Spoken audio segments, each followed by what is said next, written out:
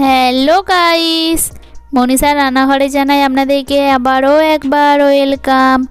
কোনো রকম মাইক্রোওভেন ছাড়াই নরম তুলতুলে চিকেন স্পাঞ্জ বাড়িতে কিভাবে একদম দোকানের মতন পারফেক্ট বানিয়ে নিতে পারবেন তার রেসিপি আজ আমি আপনাদের সঙ্গে শেয়ার করব। তো দেরি কিসের, চলুন রেসিপি শুরু করা যাক।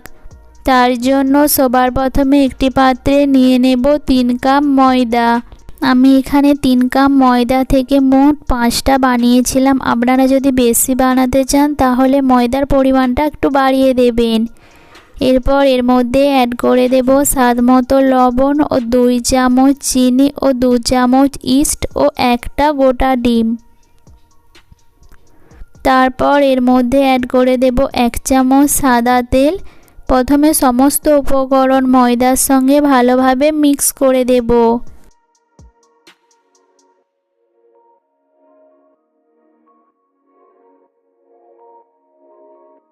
সমস্ত উপকরণ ময়দার সঙ্গে ভালোভাবে মিক্স করে নেওয়ার পর এর মধ্যে অল্প অল্প দুধ অ্যাড করে একটা ডো তৈরি করে নেব।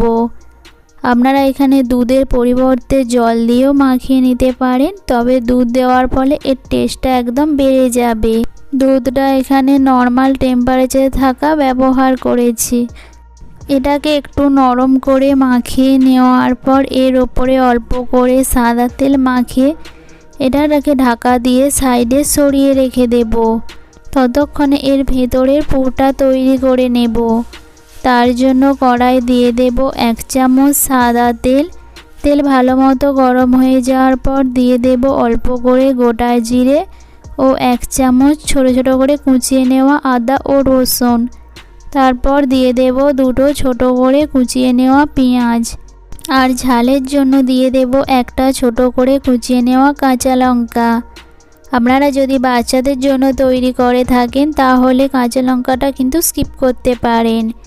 এখন গ্যাসের ফ্লেমটাকে মিডিয়ামে রেখে এটাকে 1 মিনিট ভেজে নেওয়ার পর এর মধ্যে অ্যাড করে দেব ছোট ছোট টুকরো করে নেওয়া চিকেন। আপনারা বাজার থেকেও এইভাবে ছোট ছোট টুকরো করে নিয়ে আসতে পারেন, কিংবা আমার মতন বাড়িতেও এইভাবে তৈরি করে নিতে পারেন। চিকেনের সঙ্গে সমস্ত উপকরণ ভালোভাবে মিক্স করে নেওয়ার পর এর মধ্যে দিয়ে দেব স্বাদ মতো লবণ আর দিয়ে দেব 1 কাপ দুধ।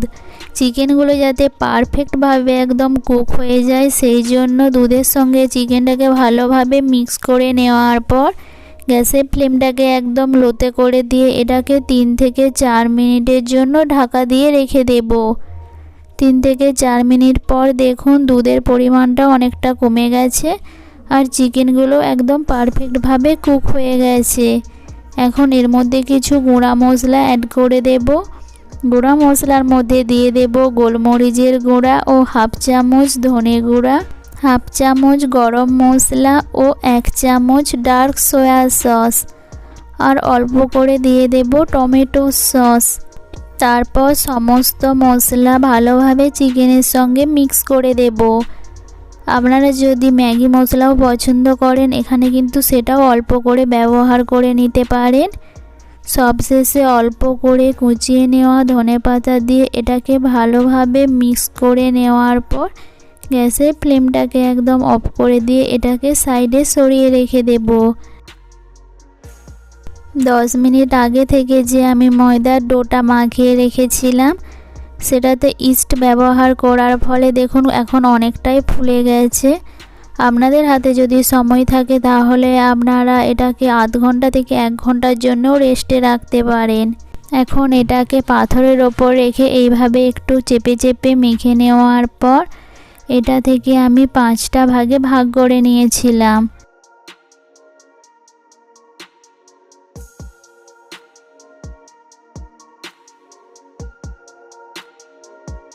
প্রথমে এগুলোকে একটু তালুর মাঝে রেখে এইভাবে গোল আকারে শেপ দিয়ে দেব। তারপর একটা বেলনির সাহায্যে এইগুলোকে একটু বেলে নেব।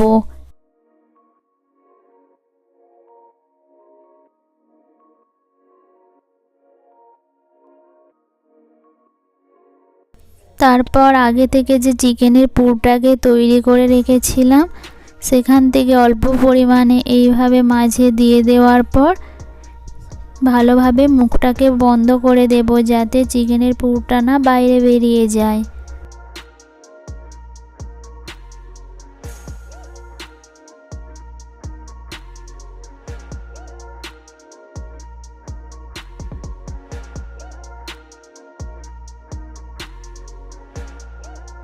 সমস্তগুলোই তৈরি করে নেওয়ার পর এর উপরে প্রথমে অল্প করে তেল লাগিয়ে নেব। আপনারা মাইক্রো ওভেনের মধ্যেও করে নিতে পারেন, কিংবা যাদের বাড়িতে মাইক্রো ওভেন নেই, মাইক্রো ওভেন ছাড়া গ্যাসের চুলাতে কিভাবে পারফেক্ট বানাতে পারবেন সেটাই আজ আমি করে দেখাবো। প্রথমে সবগুলোতে সাদা তেল ব্রাশ করে নেওয়ার পর এখন দেখতে সুন্দর লাগার জন্য এর ওপরে অল্প করে সাদা তিল ছড়িয়ে দেব। আমার বোনের মতন আপনাদের যদি সাদা তিলে অ্যালার্জি থাকে তাহলে আপনারা সাদা তিলের পরিবর্তে অল্প করে কালো জিরা কিংবা ধনেপাতা কুচিও ছড়িয়ে দিতে পারেন। দেখুন এগুলো এখনই দেখতে কত সুন্দর লাগছে। এখন অল্প করে কড়াই সাদা তেল দিয়ে দেওয়ার পর এগুলোকে প্রথমে এর মধ্যে দিয়ে দেব। তারপর গ্যাসের ফ্লেমটাকে একদম লোতে করে দিয়ে এটাকে ঢাকা দিয়ে 1 মিনিটের জন্য রেখে দেব। 1 মিনিট পর আমি ঢাকাটা খুলে নেওয়ার পর এটাকে উল্টে দেখাবো। দেখুন এটার ওপর দিকে কত সুন্দর কালার চলে আসছে আর এটা কতটা পরিমাণে ফুলে গেছে।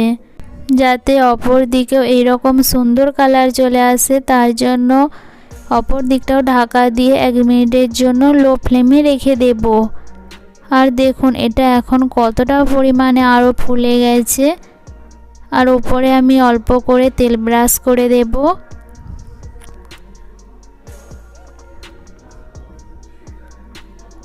দুই দিকে এখন দেখুন কত সুন্দর কালার চলে আসছে। আর এটা দেখুন কতটা নরম তুলতুলে তৈরি হয়েছে।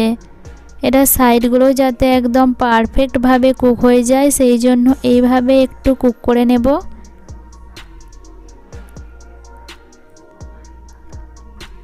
দেখুন সাইডগুলো একদম দুই সাইড সমস্ত দিকে সুন্দর কালার চলে আসছে। দোকান থেকে বেশি দাম দিয়ে না কিনে বাড়িতে খুবই কম সময় এবং কম খরচে এইভাবে একবার বানিয়ে দেখবেন। আশা করি আপনাদের রেসিপিটা খুবই ভালো লাগবে। এইভাবে এখানে আমি একটার পর একটা সমস্তগুলোই তৈরি করে নিয়েছি। আর দেখুন এইগুলো কত সুন্দরভাবে ফুলে গেছে। এখানে আমার সমস্তগুলোই তৈরি হয়ে গেছে। আর এগুলো কতটা নরম তুলতুলে হয়েছে সেটাও কিন্তু আমি আপনাদেরকে একটু কেটে দেখাবো। রেসিপিটা ভালো লাগলে অবশ্যই পরিবারের সঙ্গে শেয়ার করবেন। দেখা হবে এইরকমই নতুন নতুন রেসিপি নিয়ে। ততক্ষণে সবাই সুস্থ থাকবেন, ভালো থাকবেন। Tata, bye bye.